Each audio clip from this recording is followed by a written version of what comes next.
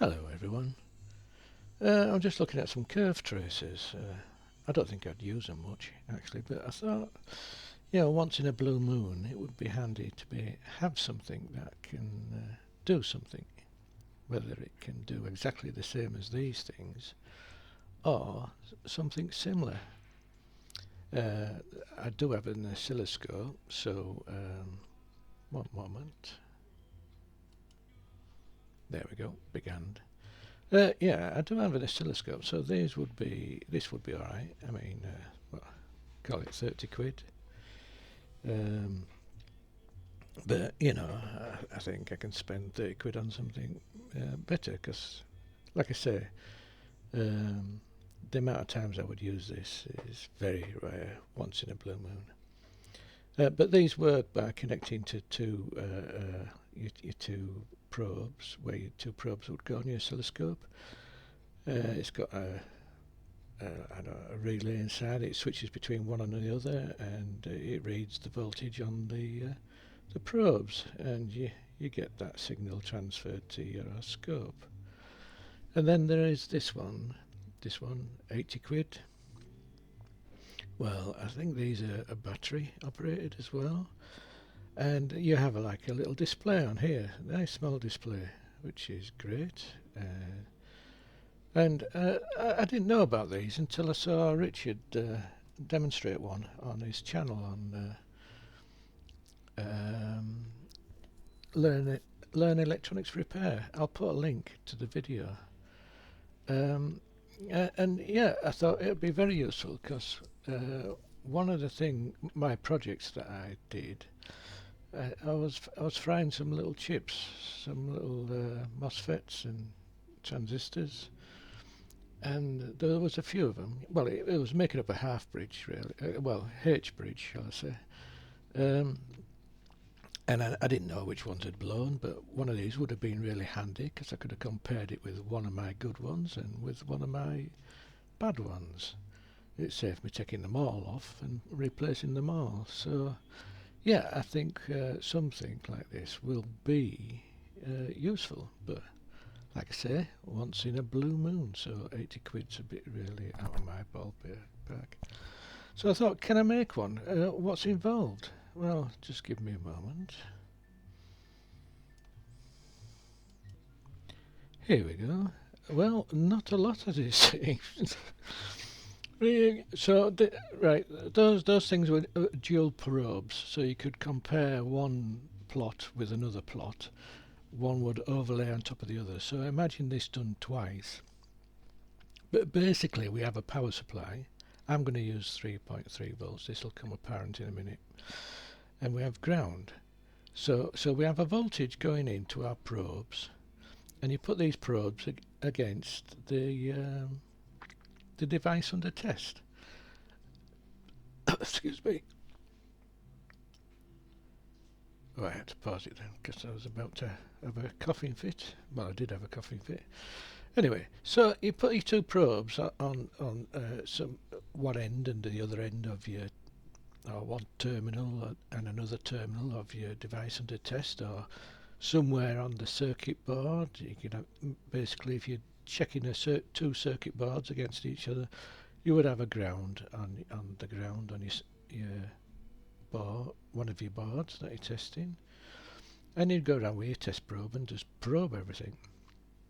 And what you do is this probe is getting a voltage pumped in, basically.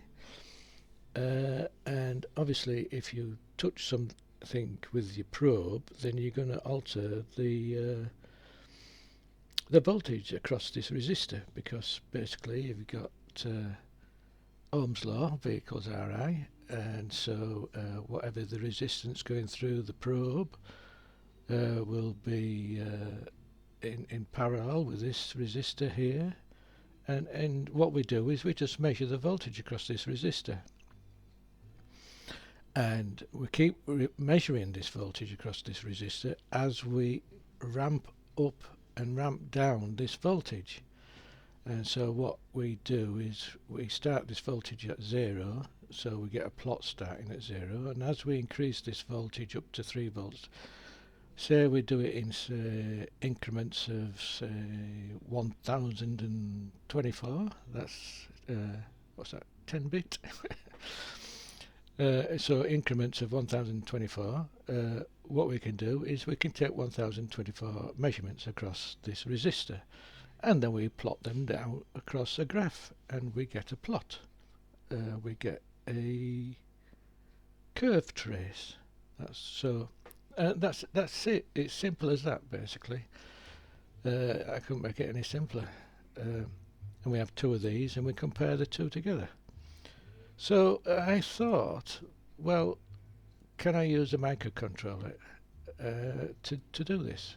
And yes, the reason I'm using 3.3 volts is because I'm going to use an ESP8266. And what we can do from one of these pins, we can send out a pulse width modulation. So if I send out a pulse width modulation, we start at like a duty of 0, and we keep ramping that duty up in 1024, is it? Yes, 1024 increments. We can keep taking measurements across here and then create a plot. And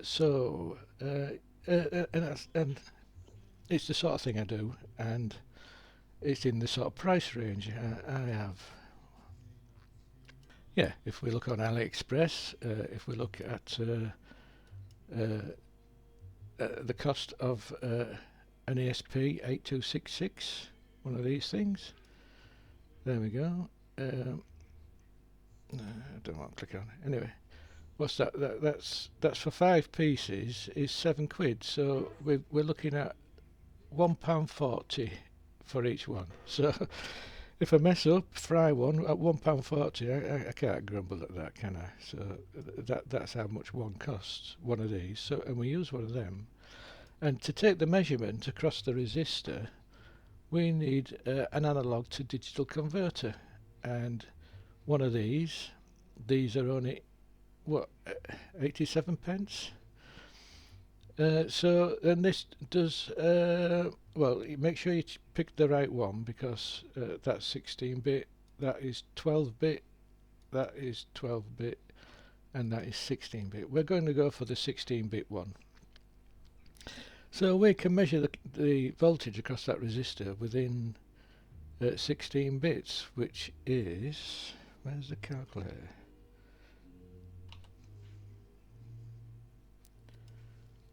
Let's bring the calculator up and see how many 16 bits we can do. So if we go to programmer, switch to binary, and let's stick 16 bits in there. 1, 2, 3, 4, 5, 6, 7.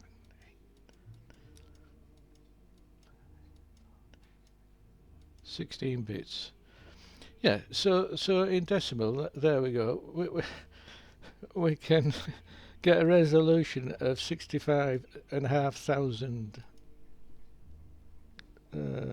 bits of a value. So that's quite accurate, is that? So yeah, that's great. So that's what I'm going to do. I'm going to use them 2 bits. Okay, these are the 2 bits. So this is all we need. We need a few resistors and a few wires.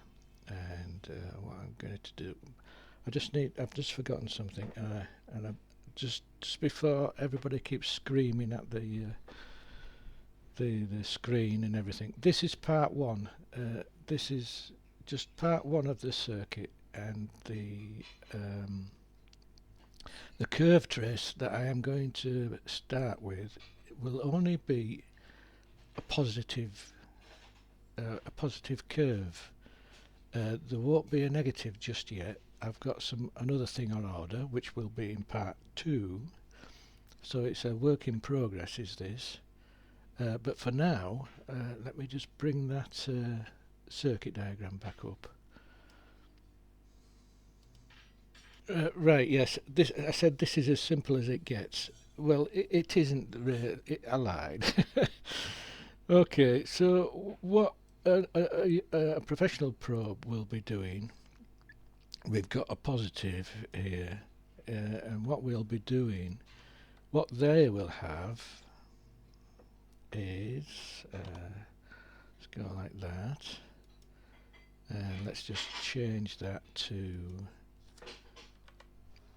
minus, like that, and so what we will have,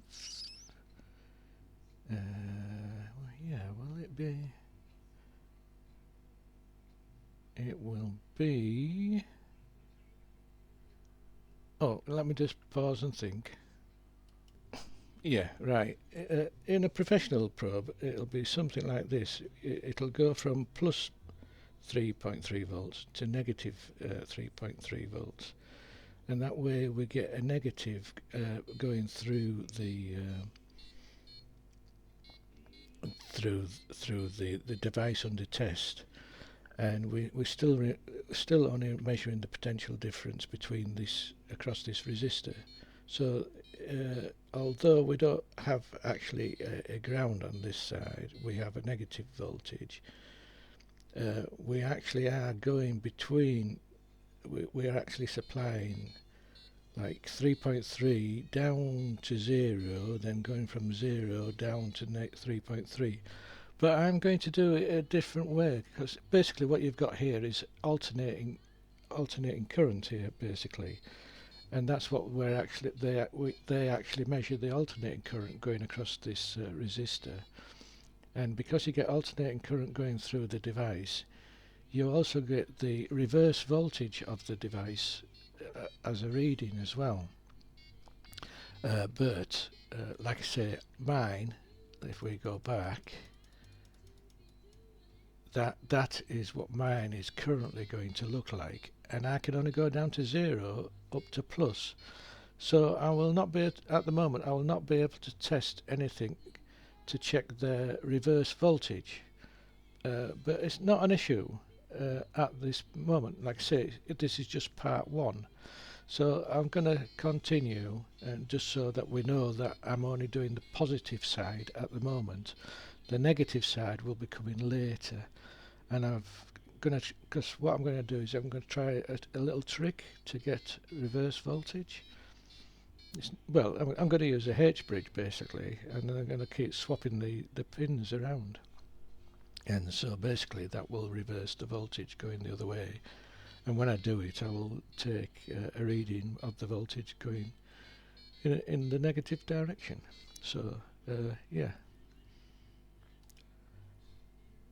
Yes, so these are two components I'm going to use. It's an ESP8266, plenty of pins.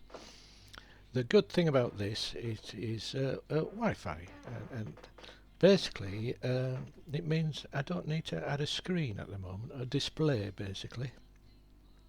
What we can do is on this this module is we can create a web server and a web page. So we just log into this device and we look at the web page, and it'll be the web page that displays the curve trace.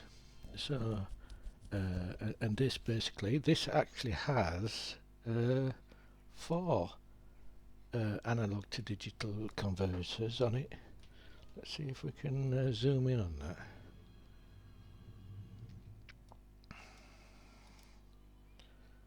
Yeah, so we've got analog 0, analog 1, analog 2 and analog 3. What I'm going to be doing is I'm going to be using 3 of these to start with. This analog 1 is 1 to, I'll read what voltage I'm sending out on my, is that frozen? Oh no, there we go.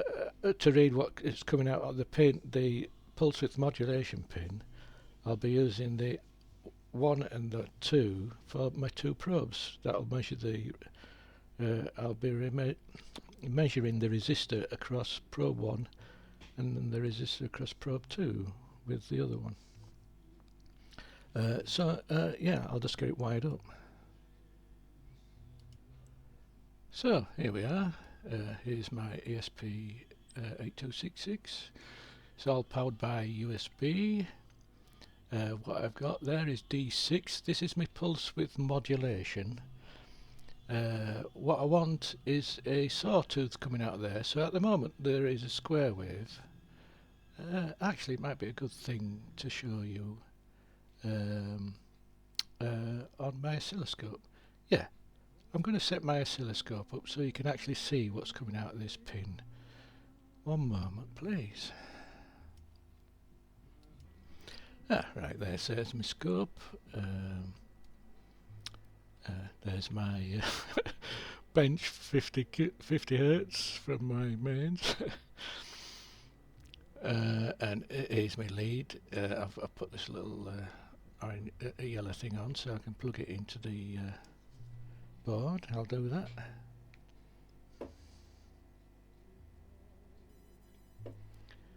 There we go. We can see here that well, it's actually a square wave. Let's just have a closer look. There we go. There, so you can there you go. So you can see it's a square wave, and what I'm doing is I am pulsing the square wave. I am adjusting it from 0 duty to 100% duty, so you can see that it goes from 0 to 100% duty. This in effect is sort of sending a low voltage up to 3.3 volts, so I'm getting everything in between.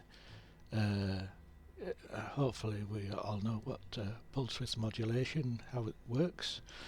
If it was 50%, it would be giving 50% of the voltage. If it was 75%, it would be giving 75% of the voltage. And as I am pulsing it, well, I am making it sweep from 0 to 100%. I am getting, excuse me, I'm going to cough again. Yes, so I and where I'm clicking on the wrong thing. Yes, so and the resolution at which I can change this is 1024, because this is what the output of the pulse width modulation is set to. I'll show you later that in the code. But basically that's what I'm doing, I'm pulsing out. But the thing is, we need that to be actually smoothed into like a proper voltage. So we need to convert this into a sawtooth, shall we say. And so because I'm running it through a resistor, we get to the other end of the resistor. I've got a capacitor, if you see this capacitor. So what we have is a filter set up here, a capacitor resistor filter. And if I move my probe across to the filter output, so I'll just go and stick it in the middle here.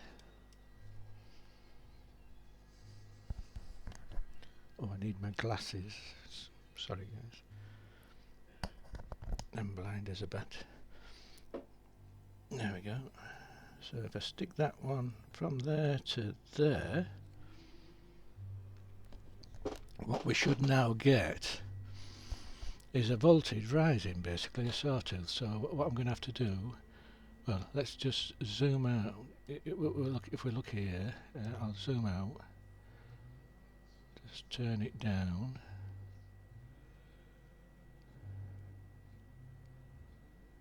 And now you can see that we have a sawtooth. So what I am actually doing, let's see if I can get that fixed to a normal. Oh, I can click this again, I think. There we go, normal. I think the trigger menu. Oh, I'm on trigger. Oh yeah, I've got that up there. So basically, have I got it on falling? I must have. So there we go. We can see that our voltage is increasing, and then starts at 0 again, and increases, and then starts at 0 and increases. And it's, as it's doing this, it's doing it in 1064 different increments. Like, I think if we zoom in, we can see. Where are we? There we go. I don't know if we can. It's the capacitor's really smoothing it out there, so it's doing its job, so we're okay. But you saw the number of. Well, actually, I think if I take the capacitor out, can I on that side? No, I can't. Obviously, no. Yeah, because that's what's making it just sort of. Right. So that is our voltage out. We've got a sweep coming out on that. And what I do is I record the voltage. Now, there's an issue with this.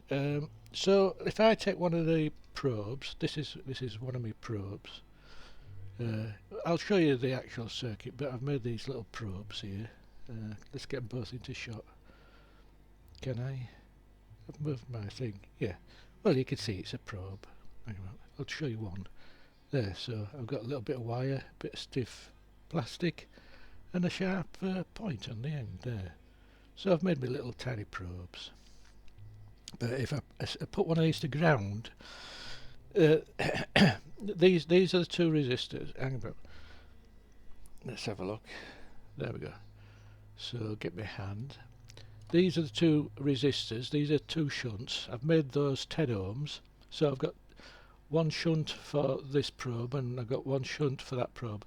And what we're going to do is we're going to measure the voltage across this resistor and the voltage across this resistor here. And we're going to do that every time that this goes up 1064th of an increment, basically. So from here to here, there's going to be 1064 measurements, and every time we measure this voltage, we're going to measure this voltage across these two resistors. And to do that, we're using our digital to analog converter here. So one pin will do this voltage that we've got coming in. Oh, actually, it's not this voltage. It's the voltage through that resistor. I'll explain that in a moment. And then we've got the other voltage that's across this resistor, and the other voltage which is across this resistor, and these two talk to each other basically. This asks this what the current voltages are, and this tells it what the current voltages are, and then we make a curve. We plot the voltages out to create a curve trace. Okay. So yes, where was I? Yes. So we've got that. So you can see what's happening with the voltage increasing on these two probes. Oh right, yes, yeah, nearly. Right, this resistor. Now, this voltage that's coming out from our pin, the microcontroller can only handle so much current on this pin. So rather than use it directly on this pin, I have actually used an NPN transistor, and this actually it goes to this lead goes to the base of the transistor, and basically this transistor turns on the current directly from the power supply. Basically, I've got a 3-volt rail, which is this orange and red, and this transistor is supplying through this resistor, because we still need to limit the current. We don't want to destroy what we're probing. Yeah, so it is this current here that actually goes to the probes, and these two resistors basically what it does, the current comes from the resistor, which is this voltage here, amplified. And the reason for it amplified, oh, that's what I was going to be showing you, wasn't it? Right, yeah. So if we was to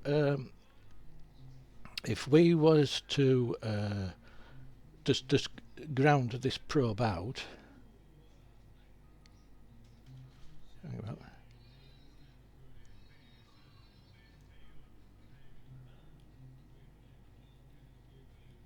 there, hang about, just change this.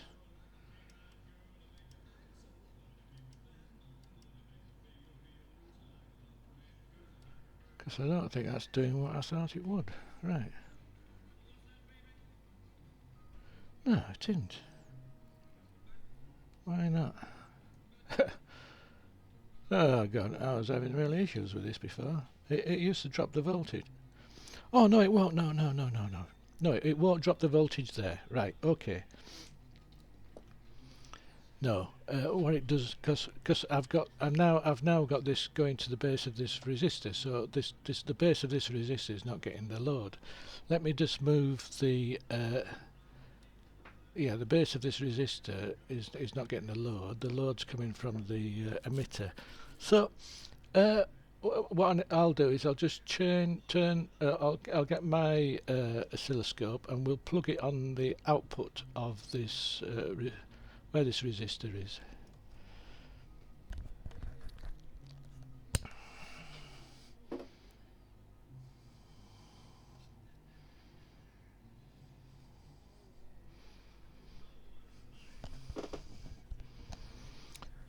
There we go. We've still got the same sawtooth, which is good. There is actually a little flat. Let me just explain the flat. Let's change this to normal. Hang on. I think I have to zoom out on this for it to behave. I tell you what, actually, I'm going to change this display. I'm going to get rid of the actual oscilloscope. So what I'll do is we'll just take this out. There we go. Get rid of the scope itself. I can adjust it over on my other screen. Yes, so there. So we can make this actually a bit bigger, and you can see it. Can you see this flat here? Well, you'll know with all semiconductive devices there is a threshold that you have to achieve. Like diodes, it might be 0.6 or what is it? Scotty diodes, sort of like 4 point some. I don't know what the value is. I can't remember. No, not 0.4 or 0.6 on a diode. Well, it's usually about 0.6 volts. So you can see that this, because I'm now going through the resistor, the transistor. Obviously, this voltage coming up from my ESP8266, it has to reach a certain voltage before the actual transistor turns on. So this is this flat here. That's what it's doing. So up until that flat, it doesn't start doing a volt. This is no issue because with a curve tracer, we don't actually put any values on the screen. We're just looking at the shape of the curve. So I can offset this by what we got here, 100 milliseconds, and then I get my voltage from 0 to my max. And I can chop all this out, this bit here. I can chop all this out. Well, I do it in the firmware really, on the software. I chop this bit out. I'll try and remember to mention that. So we just have this straight line here. Right. Yes. Right. So the reason why I've connected it here is right now I'm going to connect is one of my probes, and here's the ground probe. I'll connect that together so you can see that what we've got 2.8 volts. Oh God, it's calling me a liar now. Oh wait, I'm on the other side of the. Let me try and put it on the other side of the resistor.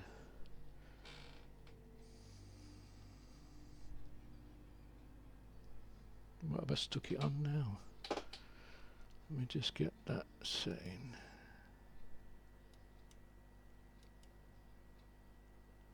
Right, there we go. Right, can you see now that we've dropped down to 1.48 volts? That's because I've got a load on now. Can you see that? And we're going to have a load on while we're probing, but every time we probe, because we're measuring the voltage across that resistor, it's always going to be changing. It's be going from max for take it off, which is around 2.8 volt, and it can drop down as low as, actually, because we've got two probes, let me get both probes. Where are we? Get both probes together.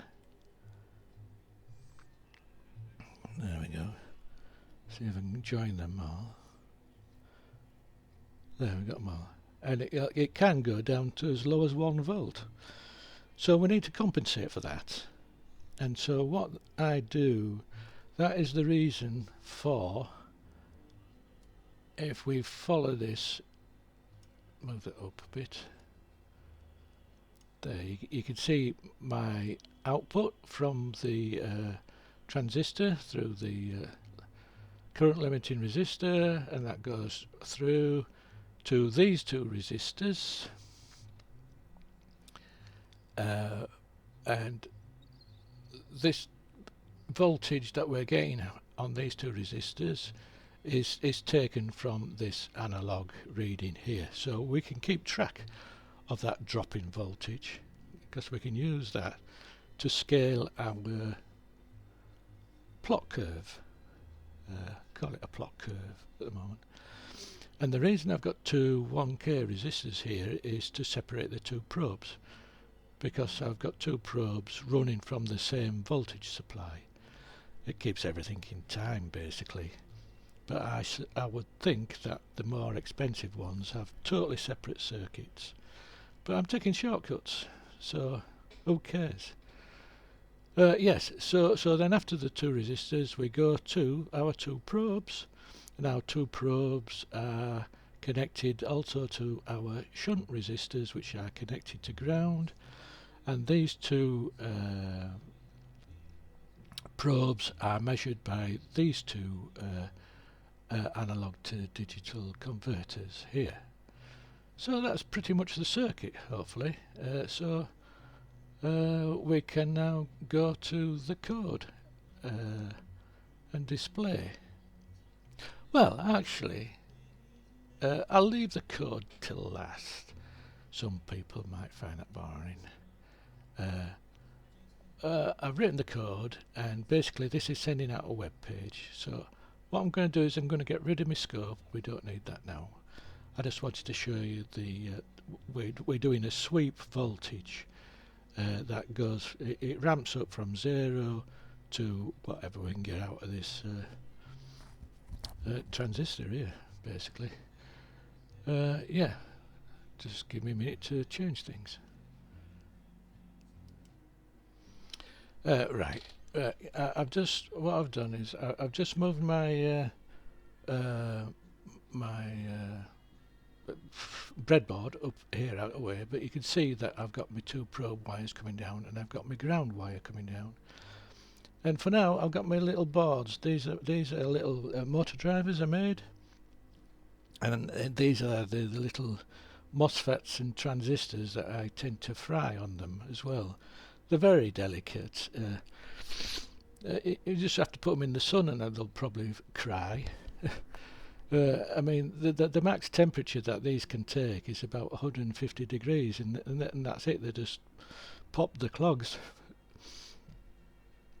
So I should have used through-hole versions, so when I was soldering them, that I wasn't going to get the actual component hot. But basically, you have to be really careful soldering these things on.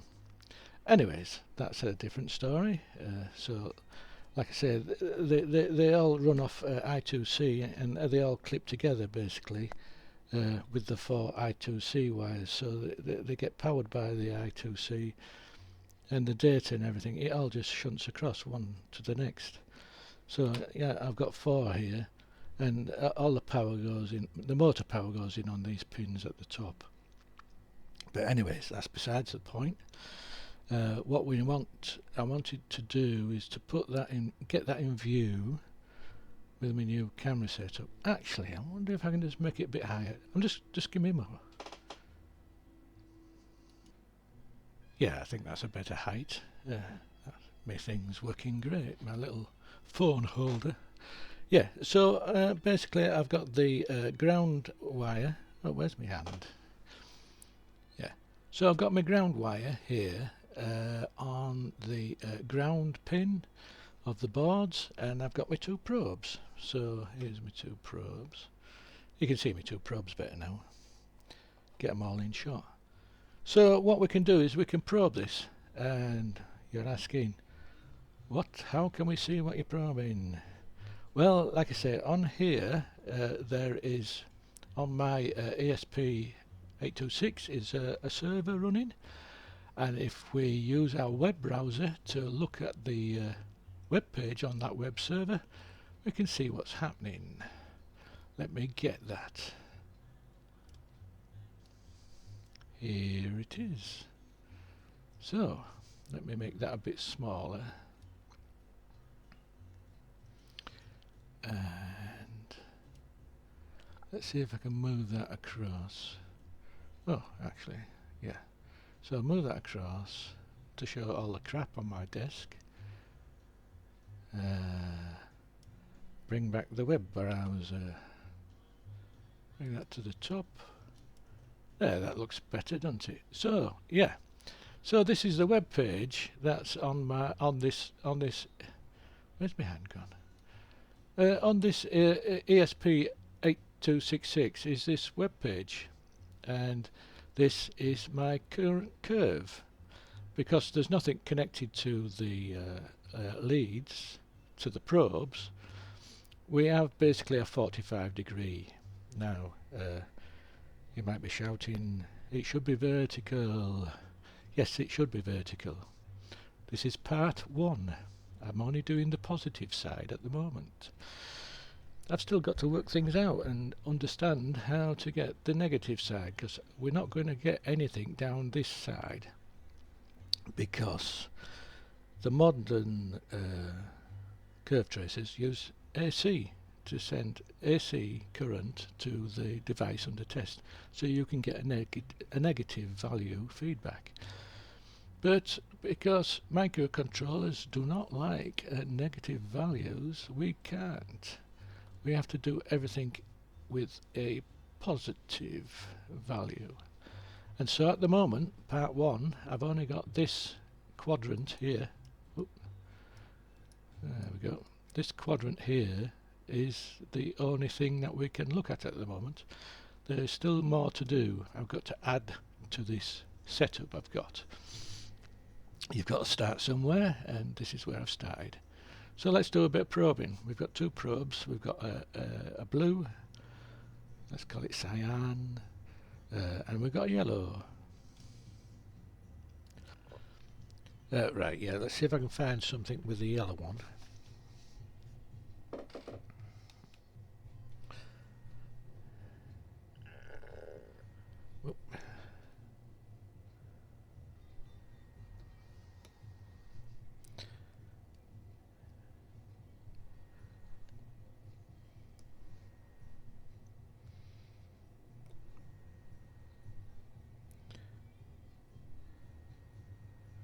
What have we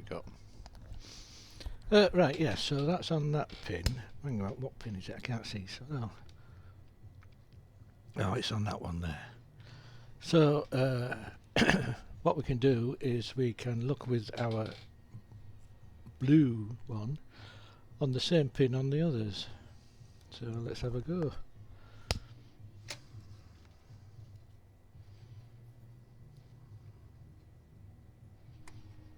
Yep, that looks to line up. And that one. And that one.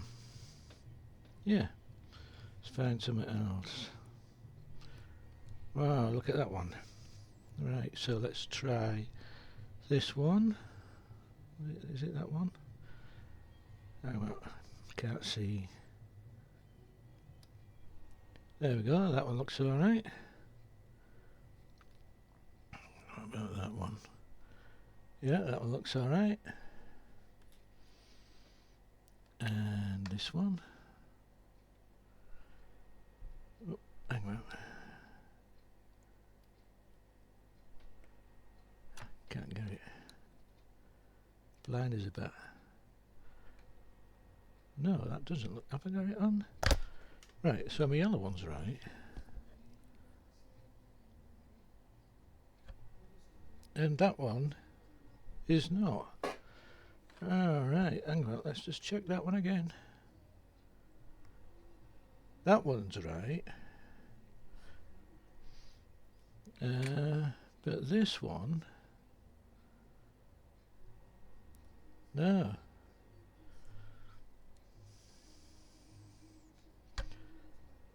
No, it definitely isn't, is it? Right, so that is of some use to me. So it tells me that this, I don't know whether it's a MOSFET or a transistor, but it tells me that that one there is wrong. It's crap. In fact, just putting it on top of it makes it. Wow. Yeah, that's sensitive, isn't it? What happens when I just put it on top of the other ones? Oh, crap. Yeah, very sensitive. Let me grab it. Oh, yeah. What am I touching? Oh, I'm touching that one. There we go. Hang on, let's just try it again. Oh, I'll be sure that this is wrong. Yeah, I've definitely I've got a bad one there, haven't I? So it has shown up that I have got a bad chip on there, because that curve, that blue curve, you know, if I let go it straightens up, right? But if I put it on this one, yep, it matches up with the first one. Okay, so I've shown that works, but like I say, it's not a full curve tracer. This is part one, and I've only done the positive side to see if I could actually do it, basically. I wanted to know if I could actually make something that actually does something, and then we can go to part two and improve on what we've done. My next part will be, I've got the parts ordered, I don't have the parts right now, so until the parts come, well, it's a half bridge, until I get the half bridge that I want, well, not a half bridge, a H bridge, I don't know if I keep calling it half bridge, a H bridge comes, then I can use that to reverse the probes around to make them act like a negative supply, and then we can create a curve going down the other way. But with this curve tracer that I'm making, I thought, because we are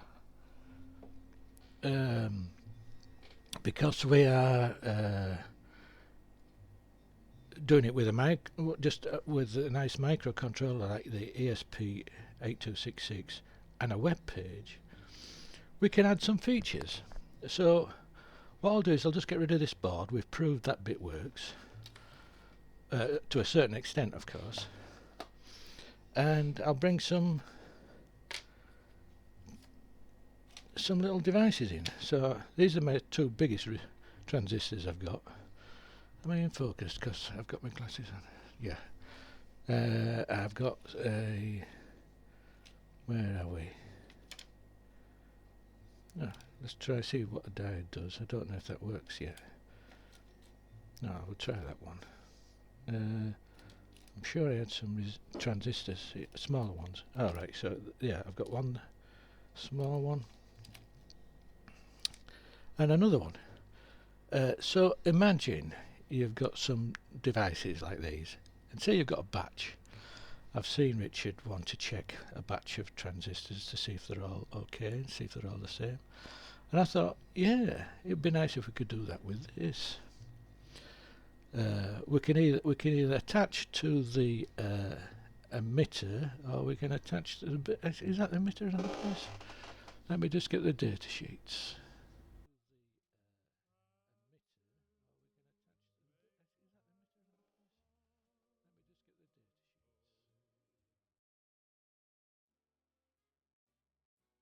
Okay, I messed up there. It's a bit of an edit. Next, uh, I recorded. I pressed pause and I didn't unpause it. Anyways, so it was these things we're going to do. Um, yeah, here's the data sheet. So we've got collector on 2 and emitter on 3, and we can probe the. Well, we can put the Earth on the ground, shall I say, on 2 and 3. Remember that at the moment I can only do the positive route. I can't sweep into the negative yet. That's still hopefully to come if I am able to do it. I don't know. Like I say, it's work in progress. This. But what I was thinking is, like I say, we could test these. We can get a known good one. So let's put this on here. Well, a known good one. So I've got my ground on that one. Let's are we in the shot? There we go. And then we've got two legs left, and we've got 2 probes. So what I can do is probe them. Oh, that's just went out of focus, didn't it?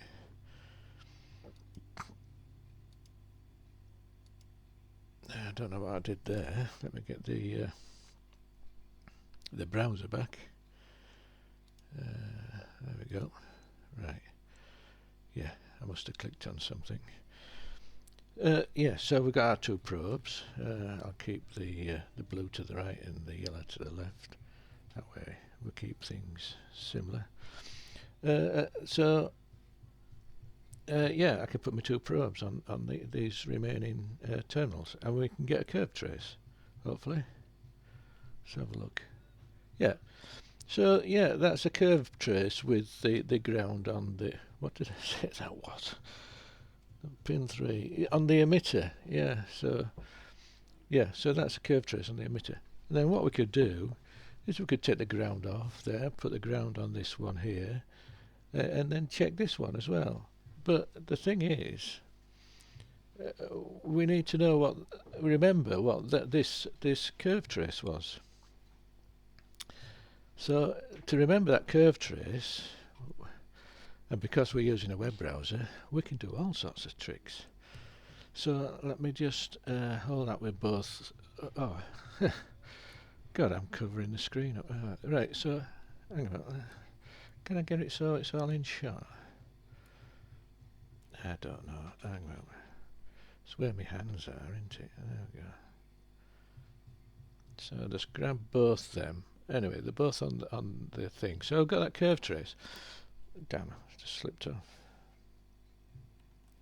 Try again. There we go. So we've got that curve trace. So that's for this chip. For this, it's an NPN transistor, I think. Yeah, it is. Here's our data sheet again. So that's it's a 3DD 13009. So yeah, we'll remember that name later. So I've got the curve trace, and so what I've done is I've put this button here, create a ghost. So I'll just click that. Right. So I've clicked that. Now when I let go of the probes, can you see that we've now got a ghost image of what we had?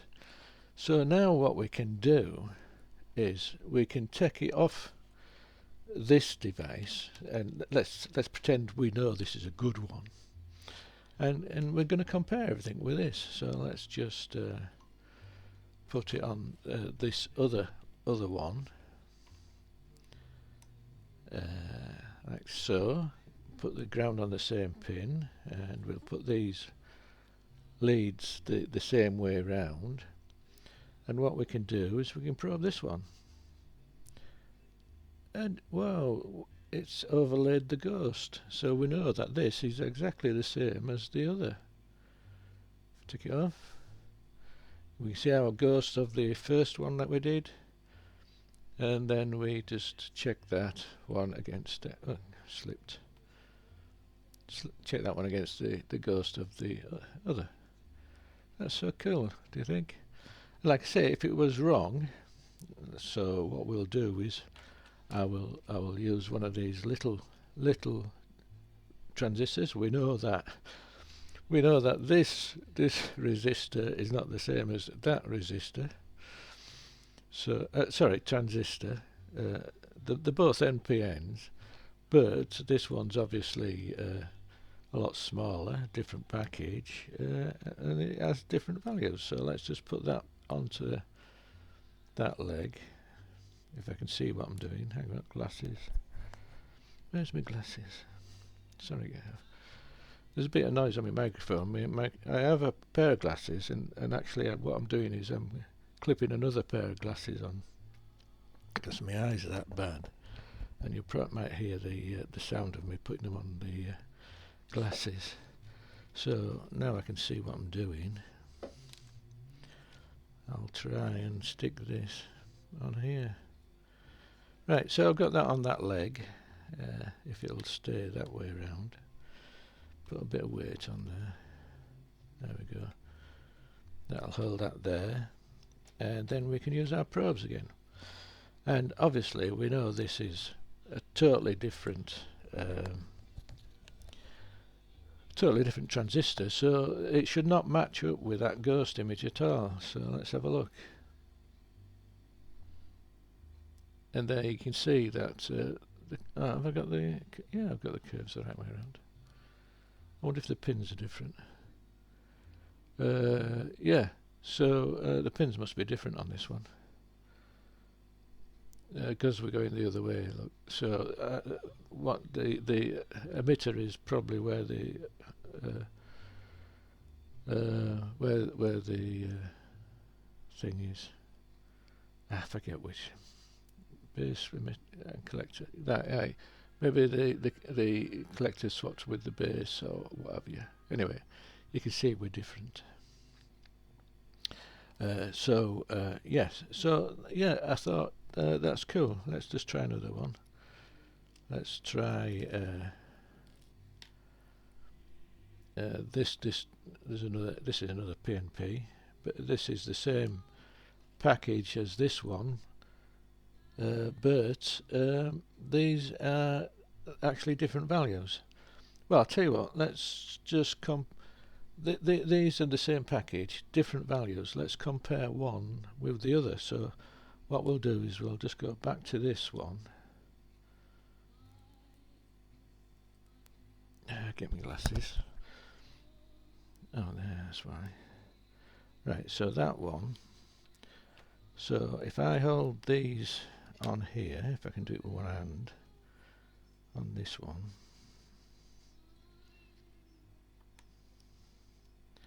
have I got it? Yeah, I've got a curve there. So we'll take a ghost of that one. So I'll just click ghost again, create ghost. So I've now got a ghost of that one. So that's the one with the bent legs. Let's swap that with the one with the straight legs. Let's see if I can get that. There's my glasses again. Yeah, get that on there. Hold that in place there. Let's see if we can. Oh well, so I say see if I can get the probes on there. Well, actually, I can use both hands now. So hang on, there we go. Have I got it there? Don't know if I've got the pins on the right place. There we go. Oh, well, I've got bad connection. Just hold on. Get my glasses. Right, how's that? There. Hang on. There, we can see that this other transistor is slightly different. It gives a slightly different curve on the yellow the yellow probe. So yeah, I thought that's a cool feature which you don't have on those ones that we're looking on AliExpress. What don't have this feature, and like I say, what I'll do is just to make things. Let me just put it on a diode as well, and then you'll be able to. You probably recognise a diode curve, and then you'll see what my limitations are at the moment. So yeah, let's use a yellow probe, and yeah. At the moment, you see, you're only seeing the positive side, so you're only seeing the side. Let's just clear. Alright, you see, we've got the other button here that I can remove the ghost. There we go, and then we can just look at the yellow probe, and we can see the positive side of the diode. We can't see the negative, so we can't see if you put the reverse voltage, we can't see the breakdown voltage in the reverse order, going in the reverse, because this only does positive at the moment, and I'm hoping to do negative, but you never know. I might hit a brick wall, or I might succeed, but anyway, it's a project, it's some fun to do. Right, yeah, so what I'm going to do is I'm going to just put the probe on one of these big ones so that I can, it's a lot easier for me to see and do. Just a minute. Oh, one thing I've just remembered, forgot to do for that. So yeah, so we've got this small diode, and I was thinking of doing something like this with like Xenodiodes, because you can get different breakdown voltages. But basically, I need to do the reverse thing first. But if we take, well, I'll use a yellow probe. So if we get the curve trace of this diode, and then we save a ghost, or create a ghost, shall we say, ghost image. And then what we can do, you can see that if we put it onto one of these other diodes,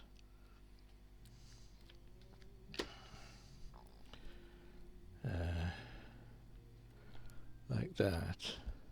Oh, actually, that's oh right, yeah. So that's the same curve trace as that. So this little one, it doesn't. I suppose it doesn't really matter. It's just a semiconductor junction, really. So the diode is actually giving the same curve trace. No, well, I didn't know that. Okay. Right, yeah. Let's get back to that big one.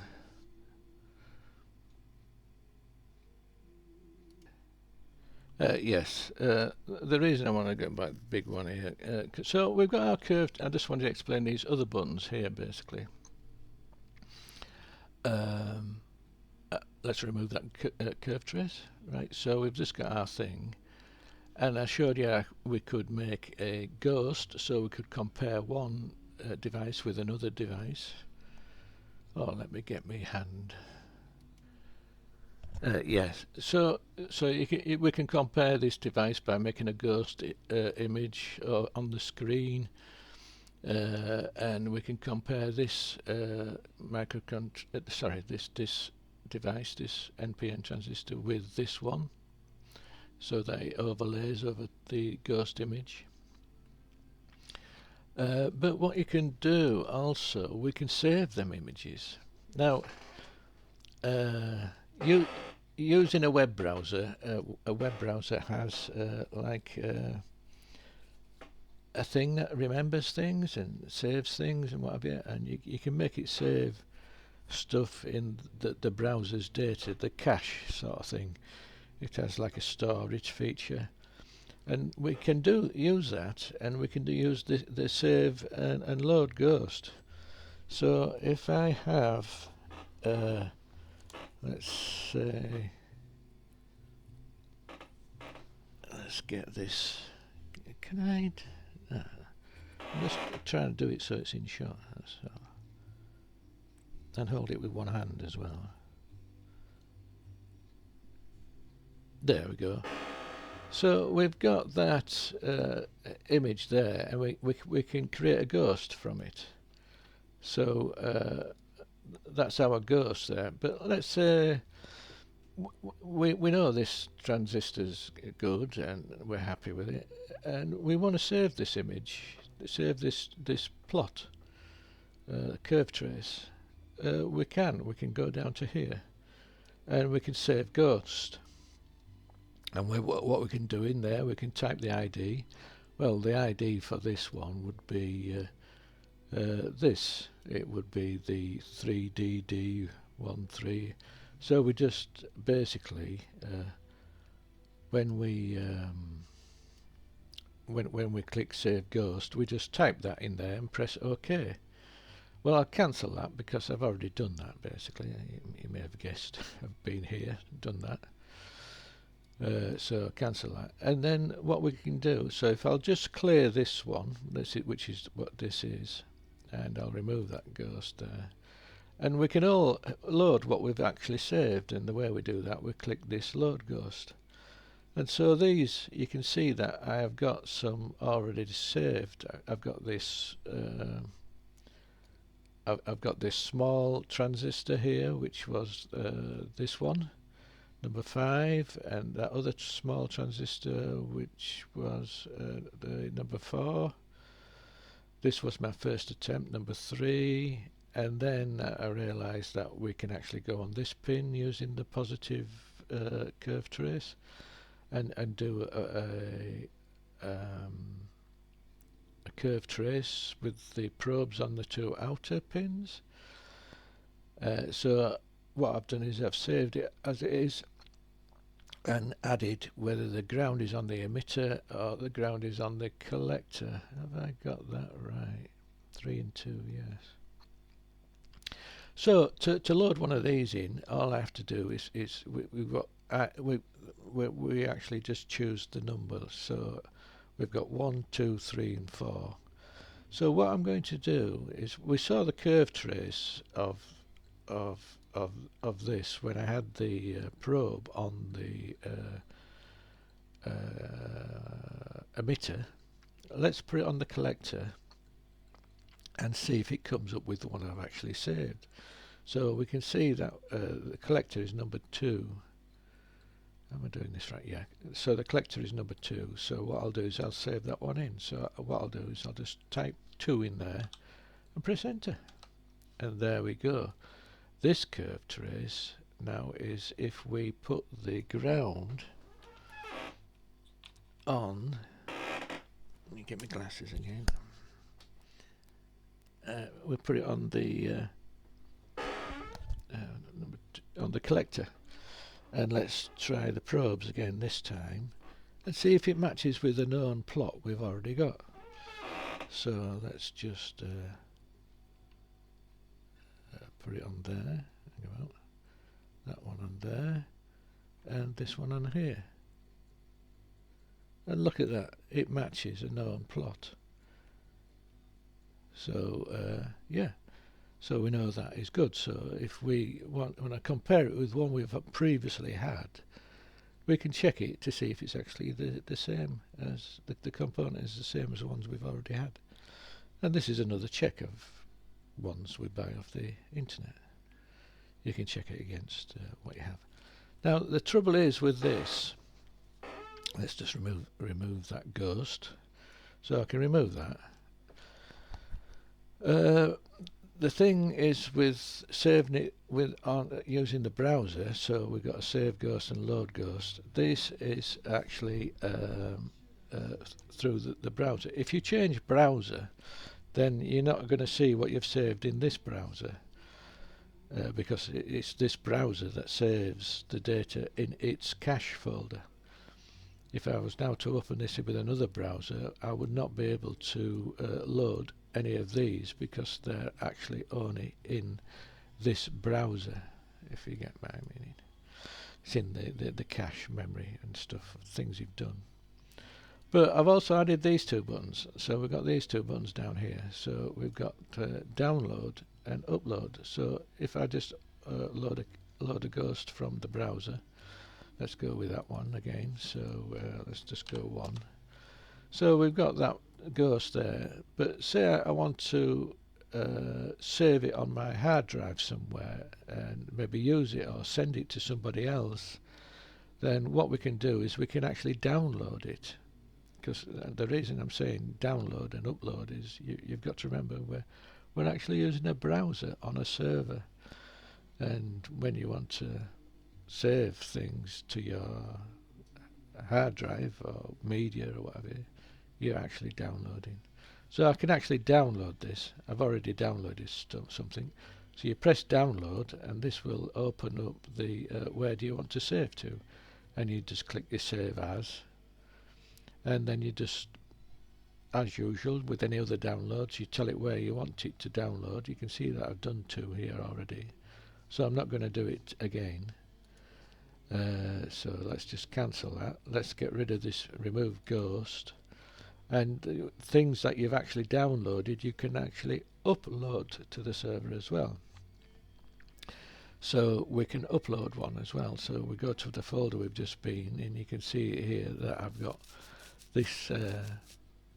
The reason it looks white, I'll explain that in a minute, is we can load that one up.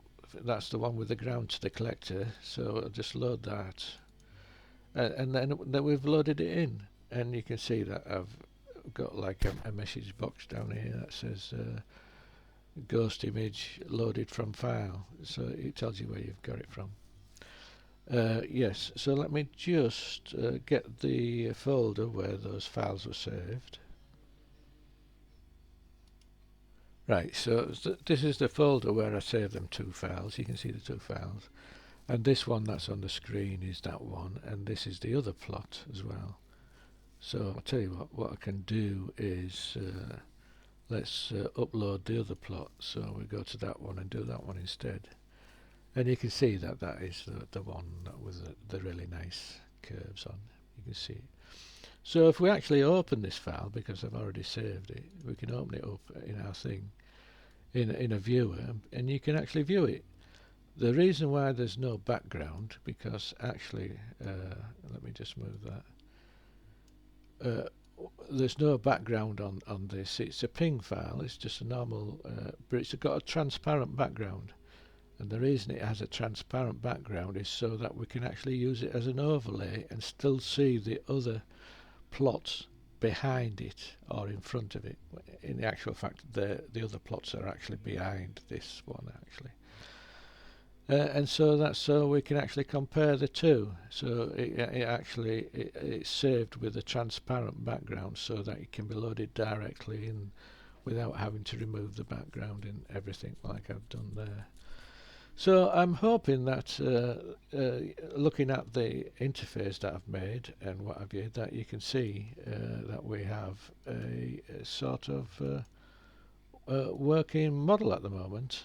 And so what I'll do now is, I think, like I say, because this bit I totally missed all this out when I first did the video. So the next bit might sound a bit odd because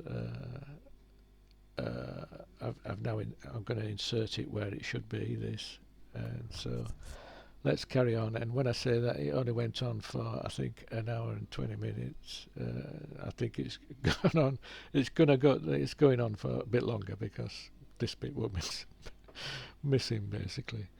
So yeah, I hope you like that. And so yeah, let's continue with the rest of the video. Before the code, I forgot to show you the current schematic. So here's my ESP 8266, and this is the ADS 1115. The 1115 is the 16-bit, and the 1015 is the 12-bit, so that number counts. And here is what I'm waiting. I've ordered this. This is a half bridge, and I'm hoping to use this to swap the probes around and take measurements in the opposite direction. have the current flowing the opposite way, basically, which gives you the illusion of a negative voltage. Yeah, you call it an illusion. Basically, it's a trick. Well, some things do it anyway, so I don't know if it's going to work. I'm going to find out. I could just fry everything. But anyway, I'm waiting for this chip before I put it into effect. Here's the little transistor going through the resistor to power the two probes. And to keep the two probes separate, probe A and probe B, I've got these two 1Ks. Let's zoom in a bit. I've got these two 1K resistors that keeps this the voltage coming in here. It keeps them separated, basically. And here's our shunt resistors, which are just 10 ohm resistors to ground. So this is what we're actually measuring on each probe. So you can see from each probe we have a line going down to our analog read here, and from this one, actually let's just get that, and then we've got from this probe you can see that we're going measuring across this resistor, and we go down to this analog input. This one is not used at the moment, and the voltage that we read along here, there we go, the voltage that we read along here, we get this on analog 0, and that is coming from our, basically it's from this transistor through this current limiter, which is coming from our 3.3 volts, and this is driven by our pulse width modulation coming off D6, comes through our current limit. Well, actually it's a filter here. What this does is it turns our square wave ramping up and down to a sawtooth ramping up and down, basically, like I showed on the oscilloscope.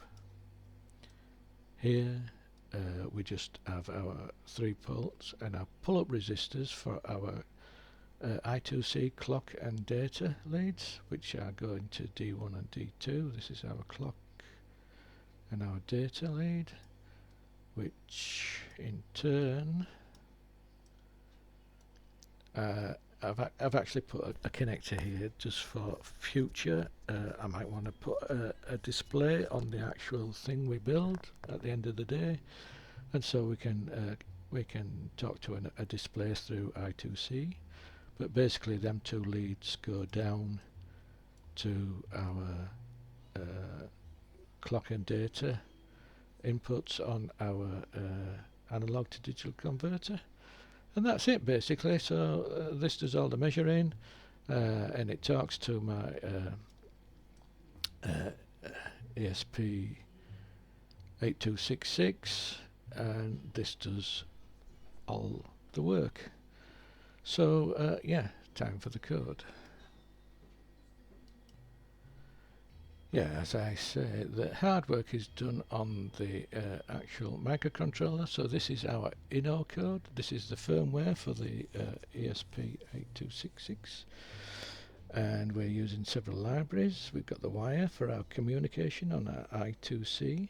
We've got the ADS library, and this library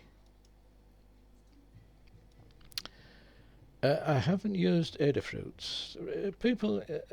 Adafruits libraries are great for beginners. They're fantastic. Can I just say that Adafruit, it's where I started. But I find what it is with Adafruit libraries is they are designed for a beginner. I mean, that's what Arduino is. It's for people new to coding and want to learn how to code. That is Arduino.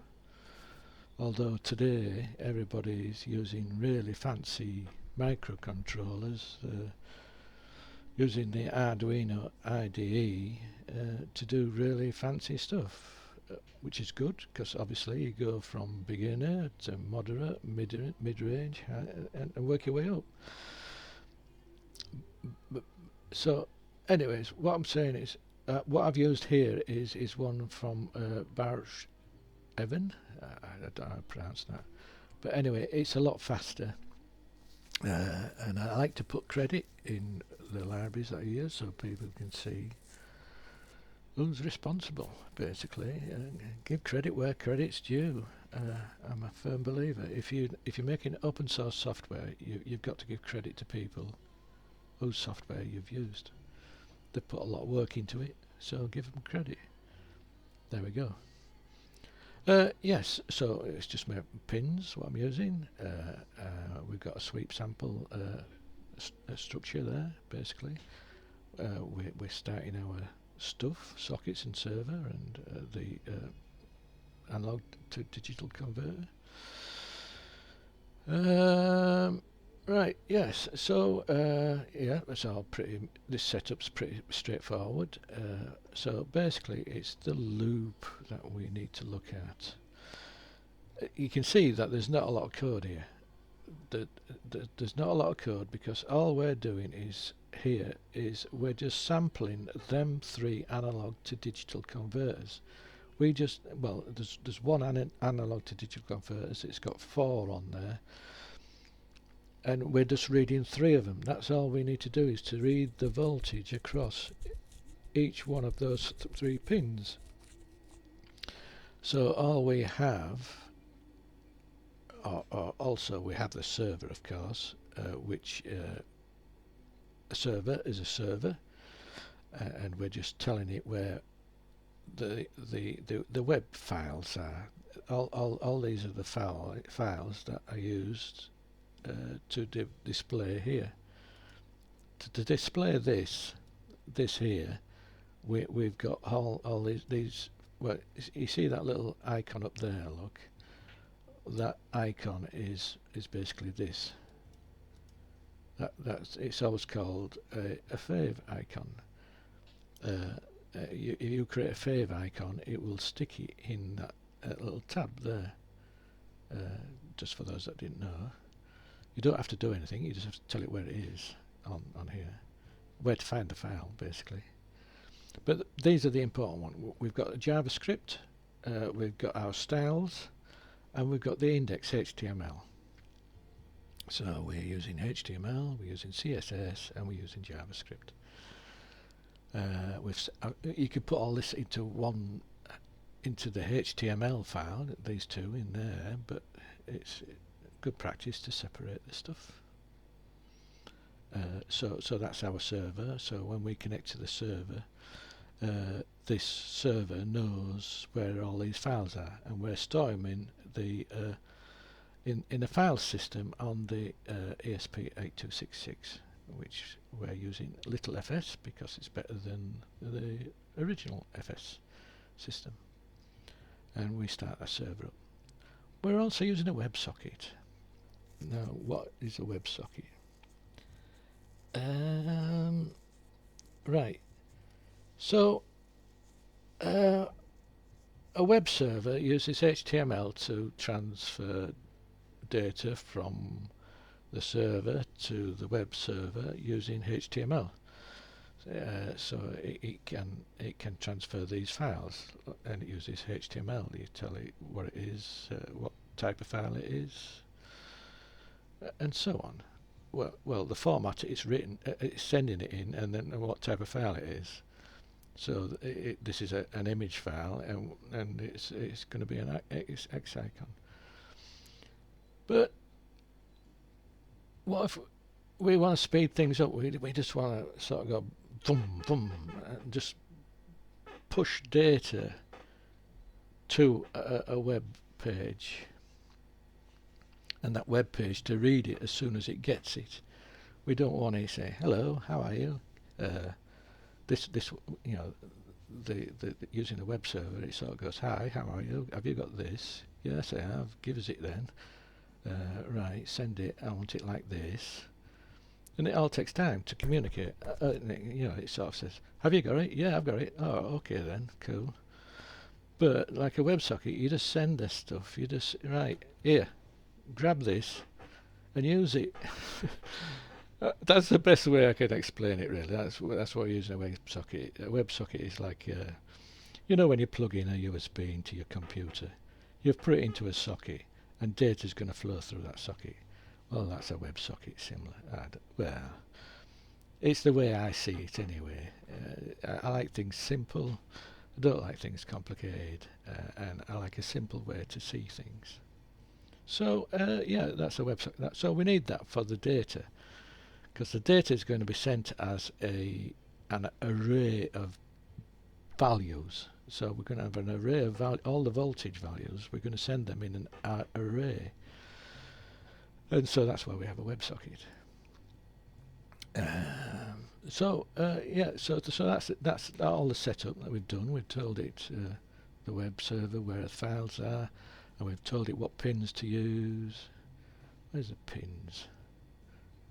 Oh yeah, there's the pins, and we're setting up which pin does what. So our loop. So all our loop does is we tell we get the three values from every time it goes through the loop. It reads a value on the on the inputs of the analog read, and it says a sweep voltage. That's the voltage that we've sent from the ESP8266 through the pulse width modulation to the probes, and then we've got probe A and probe B, and these are the values across the shunt resistors. So it reads them. So that's what we get, and we put them into this sweep array. And then once we've gone through the sweep array, and we have actually, where are we? Right, yes, we've got this analog right, which is a sweep value. Our pulse width modulation pin sends a pulse width modulation to this sweep value, and we read it, and it saves it into the array. And then once it's read it into the array, we change that sweep value. We add it by this PMW step. We increase that. What I'm doing here is I'm increasing it by 20. So our pulse width will start at 0. Then I've increased it to 20. Then it'll go to 40. And then each time this loops through, it'll go 40, 60, 80. 100, all the way up to 1024-ish sort of thing. So what we do every time we go through this loop, we increase that sweep value. That's that voltage that we're actually sending from the ESP to the probes. And then once it's complete, what we do is once we've done that, we do a check. Where do we check? Oh yeah, it was up here on it there. So yeah, the sweep value is going up from 0 to 1023 or greater, and so once it's done that, the sweep value, we don't want it higher than 1023 because you can't make what is it, a 10-bit value greater than 1023 shall I say. And we tell it the sweep has been completed, so we've gone from 0 all the way up to the max voltage. So once that's done, that flag is flagged as true, we can then go into this if bit here. And what that does, because we've been storing everything in this array here, we can now send that array. But I also, while we was recording this array, I was recording the sweep voltage. Now this is the reason that I wanted. Remember I showed you that we was reading the voltage. Let me bring up the circuit diagram. Where's that? There we go. Let's just bring up the circuit diagram for a minute. So yeah. So here, where we're creating that pulse width, and remember that when I put this, put the probe under load, the voltage dropped because depending on the current going across the resistors or the device under the test, this sweep voltage is going to change because we've got a current limiter on there. It'll only take so much current, and then once you maximise the current, the voltage drops. And so we need to measure this voltage drop, because what I need to do is, can you see that this sweep curve always goes to the max? This one always goes to the max, and it also goes to the max. This is what I want. I don't want to end up with a little tiny little curve down here. If the voltage has dropped to 1 volt, and we have 3 volts up here and 1 volt down here, so imagine that these squares represented a volt, so we went 1, 2, 3. Well, this is as big as our curve would get, wouldn't it? It would only be that big. It's a bit too small. So what I want to do is actually scale this up so that we can actually see a nice large curve filling the whole display, basically. And so that's why I take a reading of the actual voltage that has dropped when we actually probe something. So I know what the max voltage is. And what we can do with that, here we go, this is our sweep voltage. What I can do with that is take our sweep voltage and find the highest value, and that actually then scales my well, we actually send it, all it does is record that value here, because we're going to send it on, and we're going to send the where are we, there, the sweep voltage, we're going to send it in this JSON file.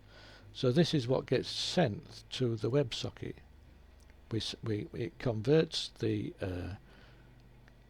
it converts the data, the sweep data, the A data, the B data, and this one here sends us the max value calculated out of the sweep voltage.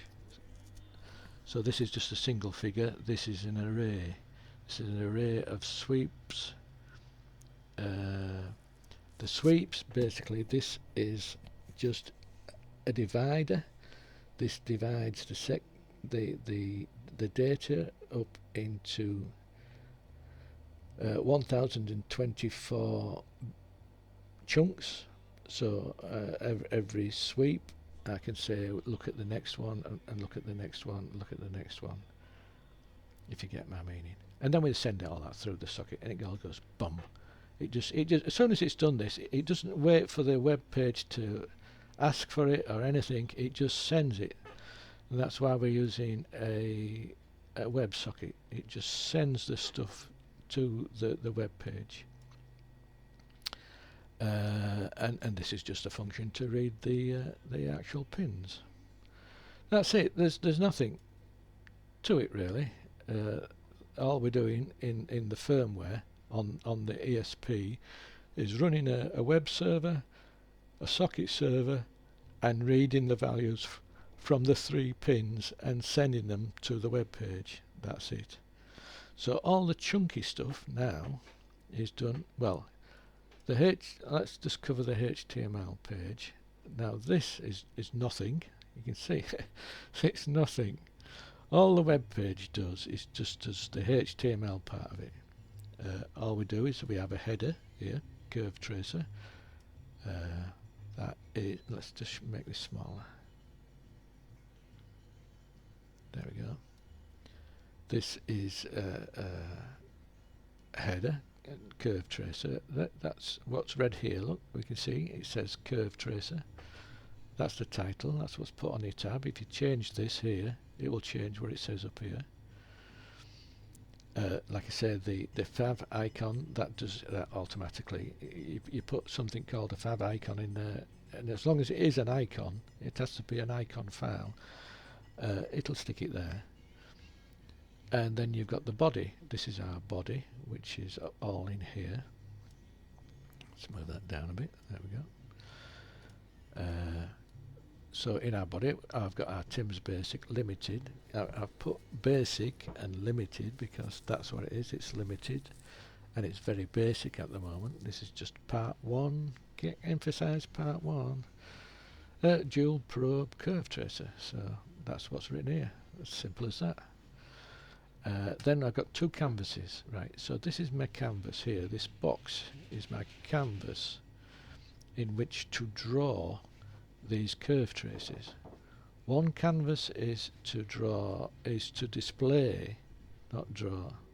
Well, it does draw and then it displays, but it's basically to display our ghost image. So we've got our ghost image canvas, and then we've got one that actually displays what the actual curve is currently looking at. If I just probe something, then like that, is it still working? Oh, there we go. If I probe something like that, and you can see this canvas, which is this one here, that one there is the one that does the live stream, shall we say? So go on there. Oh no, that's right. I was trying to put it on the base, but I can't put it on the base without using 2, because one of the probes has to turn the base on to read the other. Yeah, I have to. Anyway, forget that. Right. So yeah, that's all that does. And then we've got 6 buttons, and that's these 6 buttons here, like there. So you can see create, remove, ghost, sort of thing. That's all the text in there. It doesn't do anything. None of this code here does anything when you put your mouse over. This is all other stuff. I'll come to that. Right, where are we? Yeah. Oh, yeah. We've got our status label. That's this one down here. So this orangey look, ghost image loaded from file. So that's telling us that that's being loaded from file. That's this bit here, status label, and then we're telling it we've got a script file to look at. So what it does is, once it's loaded all this body up, it goes and looks at this script, and then I've got a footer, like I say before, give credit where credit is due. And so basically what these are links to websites from the people that have made the libraries for the firmware. So yeah, just give credit where credit is due. Okay, so that's all this does. It doesn't do any of this work on it. It doesn't draw the pictures or anything. It doesn't load or save or download. All this does is put what can I say?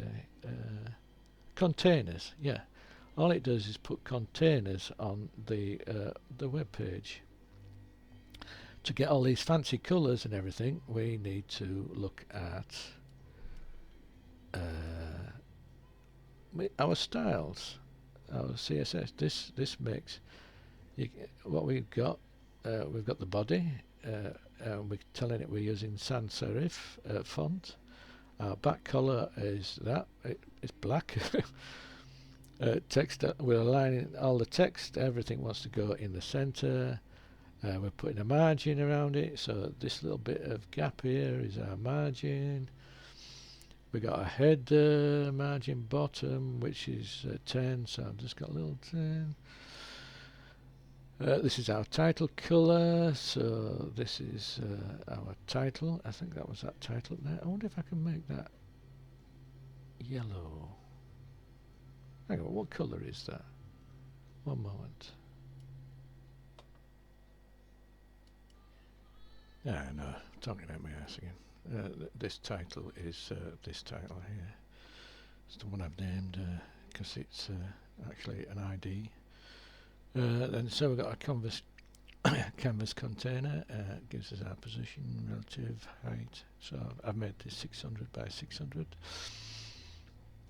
Border radius 20, so I'll put a radius on there, 20, and we've got a box shadow, so it gives it this nice fancy phosphor glow, shall I say?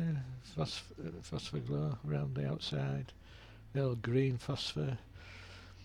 Yeah, that's what box shadow and background colour is transparent. Or is that black? I don't know. So then, what we got there?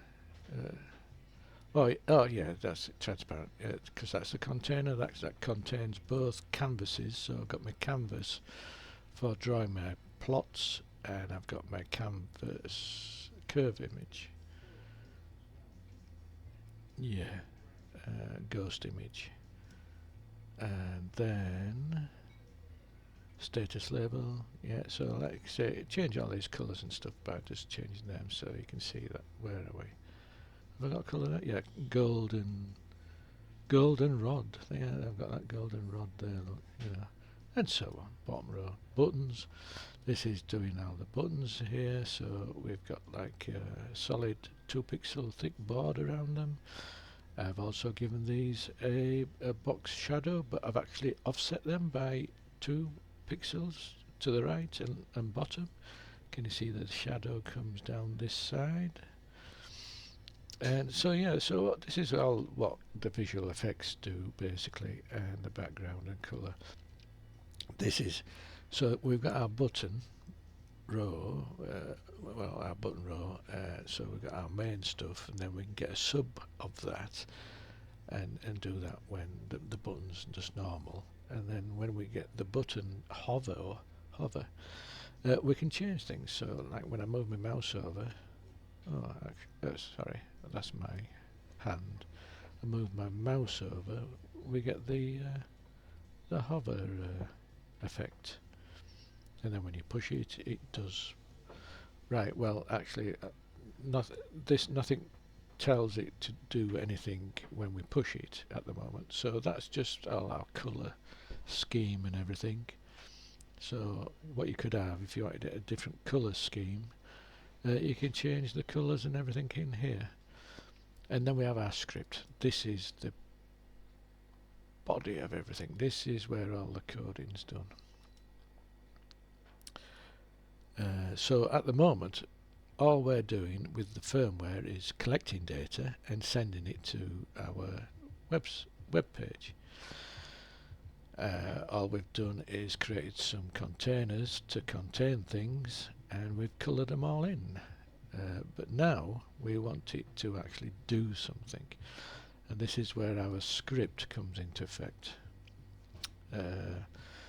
So we have to go and look up all the elements that we want to alter and change. So basically we get elements by ID. So if we look at our index, we can see I've given all these buttons IDs, I've given our curve image IDs, and what this does here, it puts it into a variable. So we get our curve image, it gets the document get image by ID, our curve image, and we've got now an instance of that curve image in a variable here. So we can use them and tell it to do things, basically. This is my scaling. Can you see that? We've got plot padding here. Now this is what I was on about back here when, so if we go to, not that, right. So if we go down, as I said before, what happens is, our WebSocket server, once it's collected all the data, it just sends it to the web page. And what the web page does, our socket on the web page does, on a message, so as soon as it knows that an event has happened, it does this to the information it receives. And what we do is we get our probe min and probe max, our voltages. All this is to just scale it to fit in this window. So all we're doing is just scaling stuff here. We're getting the information, and then we scale it, and then we put the samples and everything. So this reads our samplage, our sweep voltage max. and then it sticks it into the variables. And then we just draw the curve, draw the grid, and update the image on the canvas. And that's it basically. These are just all the stuff. Oh, and yeah. So that's all it does. We draw a grid. This is just code for drawing these little lines down here in this box and going across. So we do our vertical lines, our horizontal. We draw the curve, so this is our code to draw the curve using the information from our array that we got sent. So this draws the A in cyan and this draws the B in yellow, so that draws our two curves. And then we do these are the bits that actually add listeners. What we do is here we add listeners to these buttons, so when we click these buttons we know that we need to run this code, and all these do is basically what the button says, and I've showed you. So that's all the buttons do. So these are the these are the listeners, and then oh really I should have put those up with the other listeners. Hang about. Well, actually, the code's all in one there, actually. Yeah, I'll leave them there. So, basically, this is just the code when we click a button. It just draws the canvas, creates an image, and sticks it in here. Then we see it. So, you're not actually seeing it actually draw a line. That draw line actually draws it here. And once it's drawn it creates a bitmap. It creates a ping image, and then it displays that ping image of that line on here. So it displays what it actually draws. It converts them. I think that's about it, really. I think that's all you need to. How long is this? How long have I rambled on for? Oh my God. An hour and 20 minutes. Jesus. Right, well, I hope you found this interesting. I'm going to do a part 2. And with part 2, once I've received the H-bridge, I'm going to have a go at bringing this curve down into the negative area and see if it works. Like I say, it's all new to me. If part 2 fails, then it's because I've hit a brick wall and I don't know what the hell I'm doing. But if I do figure out what I am doing, I'm going to do the part 2 and do the negative. But as it stands, it is still useful for what I use. It's a cheap and simple, well, limited, shall I say, it's a basic, limited double probe curve tracer. It will do some things, but not all things that a full curve tracer does.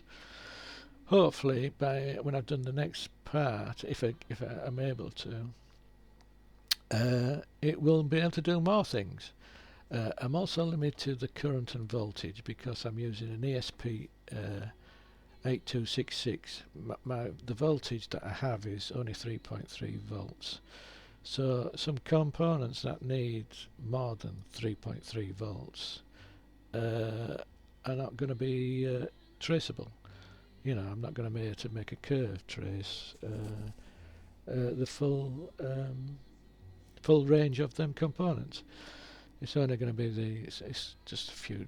Well, I only do microcontroller level stuff, so I don't do big massive transistors or big MOSFETs or high voltages. My highest voltage would be, I don't know, maybe 9-12 volts. When I add motors, there's usually 24 volts involved. That's about as high as I go. But as far as the microcontroller circuits, it's either 5, and I'm starting to use 3.3 now, so that's my highest voltage is 3.3, as you can see by this project. So I hope you found it of some interest. If you made it all the way to the end, great, that's great, guys. Thanks for watching. Yeah, thank you. Catch you next one.